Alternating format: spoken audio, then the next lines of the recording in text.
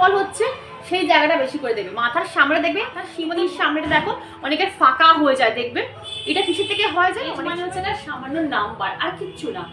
মানে কি হয় না আমাদের মধ্যে যে আমি অশান্তিতে রয়েছি, আমি সুখে নেই, আমি কষ্টেতে নেই, আমি অন্য মানুষকেও সুখে, মানে আমার অপোজিটের মানুষটাকেও আমি সুখে শান্তিতে হার গিস, প্রত্যেকের ইন্ডিভিজুয়ালি চিহ্নি রাখবে একজন। Everyone, welcome to my channel. আমি শর্মিষ্ঠা। আর ব্লগটা আজকে আমি স্টার্ট করছি অনেকটা বেলা থেকে, কারণ কি বলতো এখন তো একটু লেট করে ঘুমাচ্ছি, ওই জন্য একটু লেট করেই উঠছি, নাহলে না শরীর প্রচণ্ড খারাপ হয়ে যাচ্ছে জানো তো। তো যাই হোক, কালকে ভাবলাম যে সেই তো বেডরুমে যাবো, আর বেডরুমে গিয়ে ঘুম হবে না, কারণ মেয়ে পড়াশোনা করবে লাইট জ্বালিয়ে, আর লাইট অন থাকলে আমার একদমই ঘুম হয় না। তো ভাবলাম তরকারি, তার থেকে সোফায় বসে আমি আর হাজব্যান্ড, যাই হোক আমি আর হাজব্যান্ড দুজনে মিলে বসে বসে টিভি দেখছিলাম ক্রাইম পেট্রোল। ক্রাইম পেট্রোল একটা দারুণ এপিসোড কালকে দেখলাম, একদম সাসপেন্সে ভরা একটা এপিসোড দেখলাম। দেখবে এক একটা জিনিস এমন সাসপেন্স থাকে না যে তুমি পুরো এন্ড অবধি না দেখে ওখান থেকে উঠতেই পারবে না, যে আলটিমেট কি হলো, কে ক্রাইমটা করলো সেটা জানার জন্য। বিশ্বাস করবে না তোমরা, মানে তোমাদেরও হয়তো মানে শুনলে গায়ে কাটা দেবে যে এইরকমও ঘটনা ঘটে। যাই হোক, এটা তোমাদের সাথে পরে আলোচনা করবো, পরে এই গল্পটা করবো, এখন করবো না, কারণ এখন করতে গেলে প্রচুর দেরি হয়ে যাবে, বুঝতে পেরেছো তো। আর আজকে ভাবছি একটুখানি স্কিন কেয়ার করবো, স্কিন কেয়ার, হেয়ার কেয়ার। এক সপ্তাহে একটা দিন, আমি তোমাদের সবসময় বলি সপ্তাহে একটা দিন নিজের জন্য বাঁচবে, নিজের জন্য প্যাম্পার করবে, নিজের জন্য সময় দেবে। যদি 6 দিন তোমরা সপ্তাহে টাইম নাও পাও, যে কোনো একটা দিন বেছে নাও যেটা তুমি নিজের জন্য টাইমটা দেবে। তো ভাবলাম আজকে একটুখানি স্কিন, হেয়ার সব কিছু একটা কেয়ার করবো, আর তোমাদের সাথে নিয়েই, তোমাদের সঙ্গে নিয়েই করবো, কারণ আমিও একজন সাধারণ হাউসওয়াইফ, তোমরাও তাই। আমি যদি করতে পারি তোমরা কেন করতে পারবে না? তোমরা তো অবশ্যই করতে পারবে, কারণ আমার বন্ধুরা আমার মতনই পজিটিভ মাইন্ডেড, আমি এটা জানি। তো চলো কথা না বাড়িয়ে স্টেপ বাই স্টেপ ভিডিওটা দেখো, পুরো এন্ড অবধি দেখো, আশা করি তোমাদের ভিডিওটা ভীষণ উপকারে আসবে, হেল্পফুল হবে। চলো কথা না বাড়িয়ে সিধা যাওয়া যাক কাজকর্মগুলো করে নিয়ে তারপরে ভিডিওটা আর রূপচর্চা শুরু করে দেবো। আর যা হাওয়া দিচ্ছে না কদিন ধরে, বেশ ভালোই হাওয়া দিচ্ছে, এই দরজাটা থেকে প্রচণ্ড হাওয়া আসে, বন্ধ করে দিলাম। তো চলো বন্ধুরা, আগে আমি মশলাপাতিগুলো আগে ফ্রিজ থেকে আমি বার করি, যেহেতু আমার আদা জিরে বাটা, রসুন বাটা এগুলো আমার ডিপ ফ্রিজে থাকে, ওইগুলো না বরফের চাই হয়ে থাকে। তো কি করি, যখন আমি রান্না করতে যাব তার ঠিক 40-45 মিনিট আগে আমি মশলাগুলোকে ডিপ ফ্রিজ থেকে বার করে রেখে দিই, তারপর বরফটা গলে যায়, তখন আমি রান্নাটা শুরু করতে পারি। আর একটা টিপস তোমাদের সাথে শেয়ার করি, কখনোই কলিন জাতীয় জিনিস ডাইরেক্ট ফার্নিচার বলো, ফ্রিজ বলো, তারপর টিভিতে না স্প্রে করবে না, তাহলে দেখবে যেখানে তুমি স্প্রে করছো সেই জায়গাটা না সাদা একটা স্পট পড়ে যায়। তো ওই জন্য আমি কি করি, মাইক্রোফাইবার কাপড়, মানে যেটা দিয়ে আমি পরিষ্কার করি ফার্নিচার, তার মধ্যে আমি কলিনটা স্প্রে করে নিই, তারপর আমি ফার্নিচার ক্লিন করি। তো অনেক দিন হয়ে গেছে আমি অয়েল মাসাজ দিচ্ছি না হেয়ারে, তো আজকে ভাবলাম একটু অয়েল মাসাজ করব। আর চুলের নিচটা না একটু কাটতে হবে, পুজোর আগে সেই চুলের নিচটা কেটেছিলাম, এখন দেখছি চুলের ডগাগুলো ফেটে যাচ্ছে। আর চুলের নিচটা আমি তোমাদের একবার বলি, অন্তত বছরে 2 বার না ডগাটা একটু ছেটে দেবে, তাহলে দেখবে চুলটা ভালো থাকবে আর চুলটা বাড়বেও অনেক সুন্দর। আর এই যে তেলটা দেখছো, এটা হচ্ছে আদিবাসী হেয়ার অয়েল, এটা আমি অনলাইন অর্ডার করেছি, তবে এখন আমি তোমাদের বলবো না, এর ডিটেলস আমি তোমাদের বলবো না। তোমরা আদিবাসী হেয়ার অয়েল অনেকেই হয়তো জানো, টিভিতে অ্যাড দিচ্ছে, প্রচণ্ড কি বলবো মানে ট্রেন্ডে যাচ্ছে। তো চলো আমি হেয়ার অয়েলটা আগে মাসাজ করি। এইটা আমি সপ্তাহে 2 থেকে 3 দিন স্ক্যাল্পে এরকম ঘষে ঘষে অ্যাপ্লাই। আর মাসাজ করার সময় মনে রাখবে, আঙ্গুলের যে মাথাগুলো আছে, তোমাদের দেখাচ্ছি যে মাথাগুলো, ঠিক এই মাথাগুলো দিয়ে কিন্তু স্ক্যাল্পে আলতো হাতে মাসাজ দেবে, এতে তোমার স্ক্যাল্পের ব্লাড ফ্লো ভালো হবে। যেখানে যেখানে তোমাদের হেয়ার ফল হচ্ছে সেই জায়গাটা বেশি করে দেবে, মাথার সামনে দেখবে। তোমাদের বলে দেবো, অ্যাকচুয়ালি জানো তো, অনেক সময় তোমরা বলো যে দিদি প্রচণ্ড মাথার শীতির সামনেটা দেখো অনেকের ফাঁকা হয়ে যায়, দেখবে এটা কিসের থেকে হয় জানো, অনেক সময় সিঁদুর থেকে হয়। আমরা যে সিঁদুর, নর্মাল যে সিঁদুর ইউজ করি, ওর মধ্যে না অনেক পাড়া থাকে, দেখবে সাদা সাদা রুপোলি কালারের পাড়া থাকে। তো ওই জন্য না তোমার প্রচণ্ড পরিমাণে হেয়ার ফল হয়। একটু ভালো হার্বাল কোম্পানির সিঁদুর ইউজ করবে, আর গুঁড়ো সিঁদুর ইউজ করবে। ওই লিকুইড যে সিঁদুরগুলো হয় ওর মধ্যে কেমিক্যালটা বেশি থাকে, লিকুইড সিঁদুর না ইউজ করে গুঁড়ো সিঁদুর ইউজ করবে। তোমরা বলবে আমি যেমন আকাঙ্ক্ষা ইউজ করি বা কেয়াশেটের ইউজ করি, তোমরা কেয়াশেট বা আকাঙ্ক্ষা বা অরিশ এইগুলোর, এই ব্র্যান্ডগুলোর হার্বাল সিঁদুর সেগুলো ইউজ করতে পারো, ভীষণ ভালো দেখবে। কারণ দেখো আমার কিন্তু শীতের সামনে এটা কোনো সময় ফাঁকা হয় না। আমি কিন্তু সিঁদুর পরি, তোমরা দেখো আমি প্রত্যেক দিনই সিঁদুর পরি, তো ওইটা মাথায় রাখবে, দেখবে তাহলে হেয়ার ফল হবে না।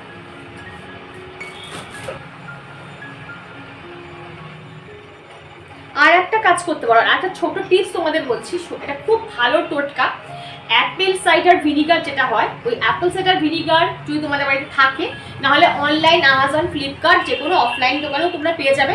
ওই অ্যাপেল সাইডার ভিনিগারের সাথে একটা বোতল নেবে, ঠিক আছে, পাম্প দেওয়া যে বোতলগুলো হয় সেই বোতল নেবে, তার মধ্যে হাফ অ্যাপেল সাইডার ভিনিগার নেবে আর হাফ জল নেবে, নিয়ে ভালো করে শেক করে বোতলটায় রেখে দেবে। রাতের বেলা সপ্তাহে 3 দিন রাতের বেলা শোয়ার আগে ভালো করে স্ক্যাল্পে এরকম স্প্রে করে করে, তারপর হালকা হাতে একটু মাসাজ দিয়ে চুলটাকে ভালো করে বেঁধে তারপর শুয়ে পড়বে, দেখবে তোমাদের ড্যান্ড্রফ অনেক কমে যাবে। খুব ভালো একটা টোটকা, করে দেখতে পারো, তারপর আমাকে জানিও। আগে আমার প্রচন্ড ড্যান্ড্রফ ছিল, আমি ইউজ করতাম, বাট এখন আর নেই, ইউজ করি। তো আমার বন্ধুরা, আমার কিন্তু অয়েল মাসাজ করা কমপ্লিট। এরপর 2 ঘন্টা পর আমি স্নান করতে যাব, রান্না ঠান্না করে স্নান করতে যাব।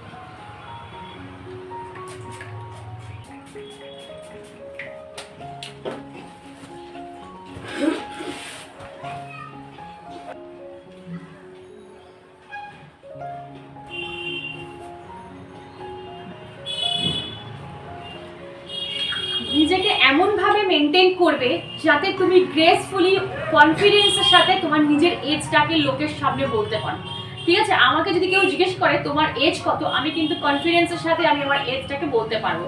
অনেকে দেখবেন লোকায় যে বাবা বলবো, কিন্তু না, তুমি যদি নিজেকে প্রপার ঠিকঠাকভাবে মেনটেন করে রাখো, তোমার স্কিন হেয়ার যদি প্রপার ঠিক জায়গায় থাকে, তোমার মুখে যদি সবসময় স্মাইল থাকে, তাহলে তুমি কেন তোমার বয়সটাকে লুকিয়ে রাখবে? এজ একটা সামান্য, কি বলতো, আমার কাছে এজ মানে হচ্ছে একটা সামান্য নাম্বার, আর কিচ্ছু না। মনের বয়সটাকে কখনো বাড়তে দেবে না। এছাড়া চুল পেকে যাক অসুবিধা কিছু নেই, কারণ এইগুলো তো আমাদের হবেই, আমাদের রিঙ্কেল চলে আসবে, আমাদের চুল হেয়ার পাকা হবে, কারণ কি এগুলো আমাদের প্রকৃতির নিয়ম, এর এগেনস্টে আমরা যেতে পারবো না। কদিন পারবো? তাহলে এরকম যদি হতো তাহলে মাধুরী দীক্ষিতের এখনো সেই আগেকার দিনের মতন সুন্দরী থাকতো, সেরকম কি আছে? সেটা তো নেই, সেটা তো তারা মেকআপে, যেটুকু আমরা দেখি সেটা তার মেকআপ লুক দেখি, তাই না? মেকআপ ছাড়া কি ওরা আমাদের সামনে আসবে? কখনো আসবে না। যাই হোক, ফ্রি অফ কস্টে একটু বলে দিলাম, আর কিছুই না। এগুলো বলা মানে কি জানো? কনফিডেন্স বাড়ানো। কারণ সবসময় মনে রাখবে, একটা মানুষ যদি পাশ থেকে তোমার কনফিডেন্স যোগায় না, তোমার কনফিডেন্স লেভেল 100 গুণ বেড়ে যাবে। তোমাকে যদি কেউ দেখে বলে বাহ, তোর দেখে তো বয়সটা বোঝাই যায় না যে তোমার এত বড় মেয়ে আছে বা এত বড় ছেলে আছে, তখন তোমার কনফিডেন্সটা একটু হলেও বাড়বে কিনা বলো, অবশ্যই কমেন্ট বক্সে জানিও। আমার কিন্তু ভীষণ ভালো লাগে যদি আমাকে কেউ এরকম কমপ্লিমেন্ট দেয় যে তোমাকে দেখে তো বোঝাই যায় না তোমার মেয়ে আইসিএসসি বোর্ড দেবে, এই জিনিসটা আমার ভীষণ ভালো লাগে। আমি নিজেকে, সত্যি কথা, আমি নিজেকে গর্ববোধ করি। আমি একজন হাউসওয়াইফ হিসেবে নিজেকে গর্ব করে বলতে পারবো যে হ্যাঁ, আমি একজন হাউসওয়াইফ। আর হাউসওয়াইফ থেকেও আমি আমার নিজের বয়সটাকে, নিজের ফিগারটাকে ধরে রাখতে পেরেছি সংসারের যাবতীয় কাজকর্ম করে।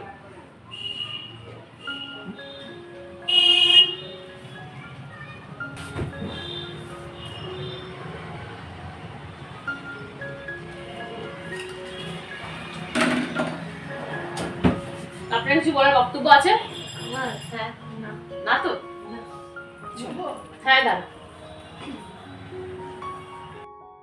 বিশ্বাস করো বন্ধুরা, আমার কাজ শুধু সংসারে রান্নাবান্না করা, সন্তান মানুষ করা বা ঘর গোছানো এইসব দেখানোর নয়।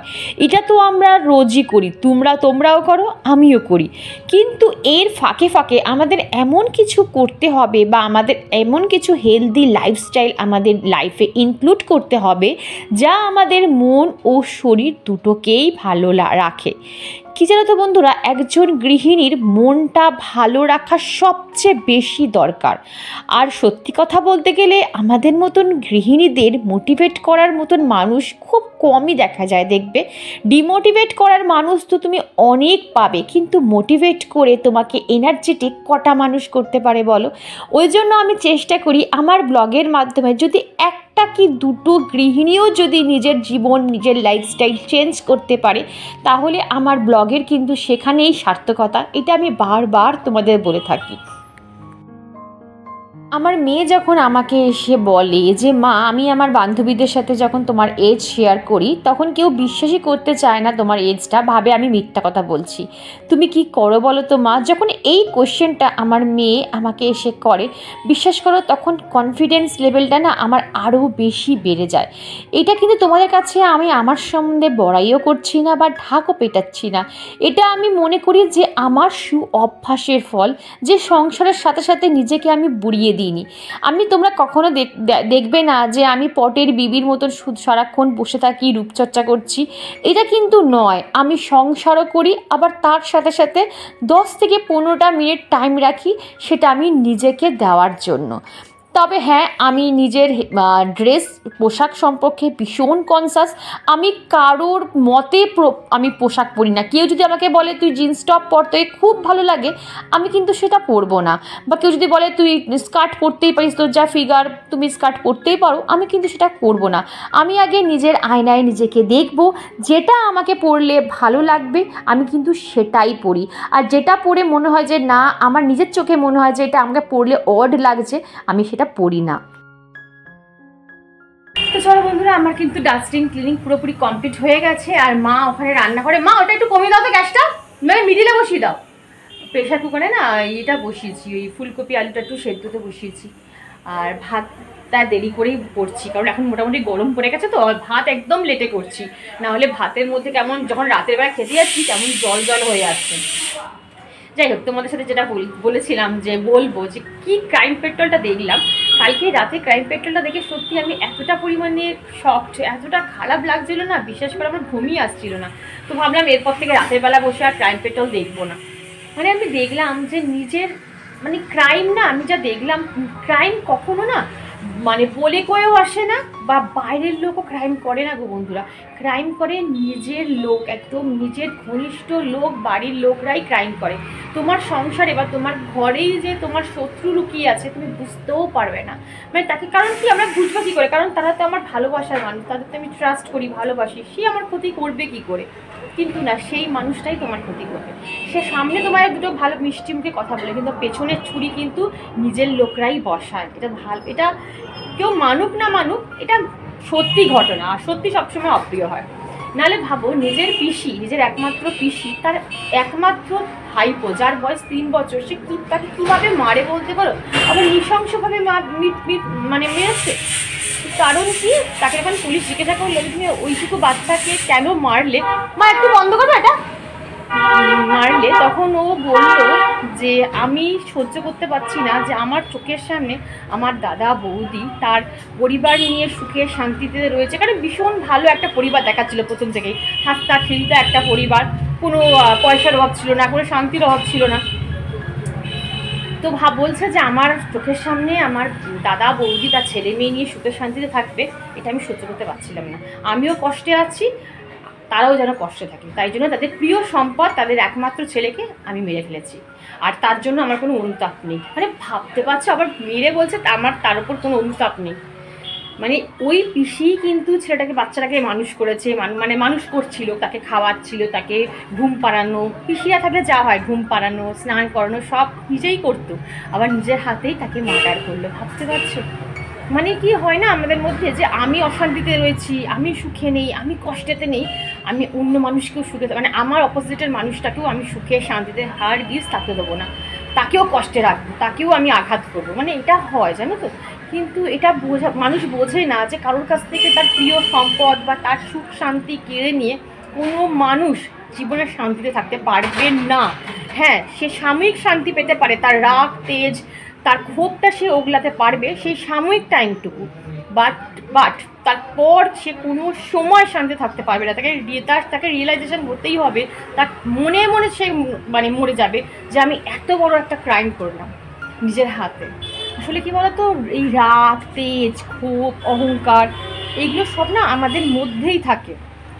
এগুলো সময় সময় আমাদের কি করতে হয়, সম্বরণ করতে হয়। ধরো মানে নিজেদের হাতের মুঠোয় রাখতে হয়, এগুলো সময় আমাদের হাতের মুঠোয় রাখতে হয়। যারা রাখতে পারে তারা গেনার, আর যারা রাখতে পারে না তারা এরম বড় বড় ক্রাইম করে ফেলে, আর কিছুই না। তো যাই হোক বললাম, তারপর থেকে ঠিক করেছি রাতের বেলা করে আর ক্রাইম পেট্রোল দেখবো না। মানে এইগুলো দেখে শুনলে না মনে একটা খুব বাজে এফেক্ট পড়ে, যে ভাবি এক সময় কাকে বিশ্বাস করব, কে ভালো কে খারাপ, এটাই তো আমরা বুঝে উঠতে পারি না বলো। যাই হোক, আমি সবসময় বলি যে বিশ্বাস ভালো, অন্ধবিশ্বাস ভালো না। তুমি মানুষকে বিশ্বাস করো, কারণ বিশ্বাস ছাড়া তো ভালোবাসা আসে না, কিন্তু অন্ধবিশ্বাস ভালো না। এটা করতে পারেই না, এই জিনিসটা একদম ভুল। কে কখন কি করতে পারে আমরা কেউ জানি না, তাই না? কারণ মানুষের মধ্যেই রাক্ষস লুকিয়ে থাকে, মানুষের মধ্যেই মানুষ মুখোশধারী, মানুষের সামনে এক আর ভেতরে এক। চলো এবার রান্নাটা বসাই। বন্ধুরা এখানে আমার দেখো ফুলকপি আলু সেদ্ধ করা ডান, এখানে রয়েছে মুগের ডাল সেদ্ধ করা হয়ে গেছে। এখানে দেখো আমি বিনস আলুটাকে একটু কেটে নিই ছোটো ছোটো করে, এটা আমি পোস্ত করব। এখানে ভাতের চালটা 1 ঘন্টা আগে ভিজিয়ে রেখে দিয়েছি, ভাত এখনো বসাইনি, লাস্টে বসাবো। এখানে বেগুন ভাজা করব, আর এখানে একটু লেফট ওভার ভাত রয়েছে, এটা রেখে দিয়েছি, এটা আমি পরে খেয়ে নেবো। তো চলো এবারে আস্তে ধীরে রান্নাটা শুরু করা যাক।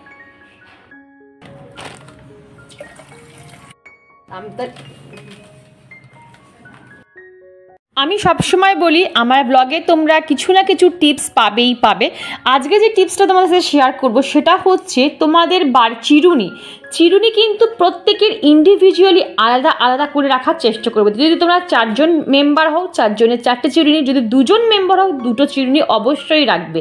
কারণ ড্যান্ড্রফ কিন্তু প্রচণ্ড ছোঁয়াচে, বাড়ির কোনো সদস্য যদি মাথায় ড্যান্ড্রফ থাকে সেই চিরুনি যদি তুমি ইউজ করো তোমার কিন্তু ড্যান্ড্রফ হবেই হবে। তাই প্রত্যেকের চিরুনি, প্রত্যেকের গামছা বা টাওয়াল কিন্তু সেপারেট করে রাখা উচিত, ঠিক আছে?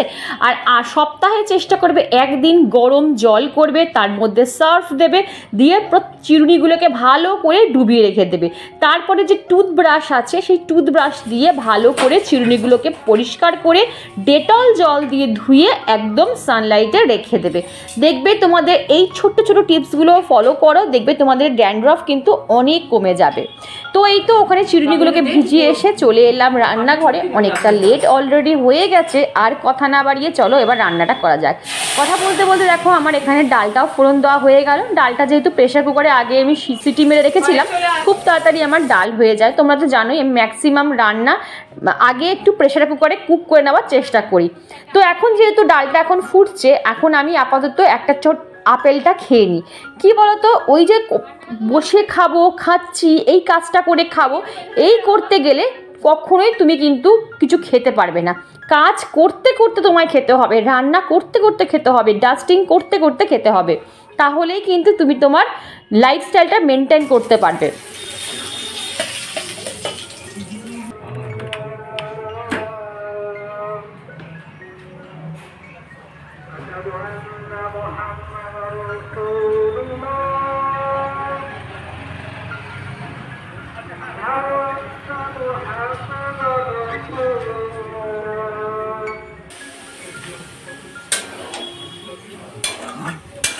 আর দেখো কথা বলতে বলতে আমার ফুলকপি আলুর ঝোলটা কিন্তু রেডি হয়ে গেছে। আর একটু দেখো বাটির মধ্যে তুলে রাখছি, এটা রাতের জন্য, জানো তো হাজব্যান্ড ফোন করে বললো একটু ফুলকপি আলুর ঝোল তুলে রাখবে, আমি রাতে রুটি দিয়ে খাবো।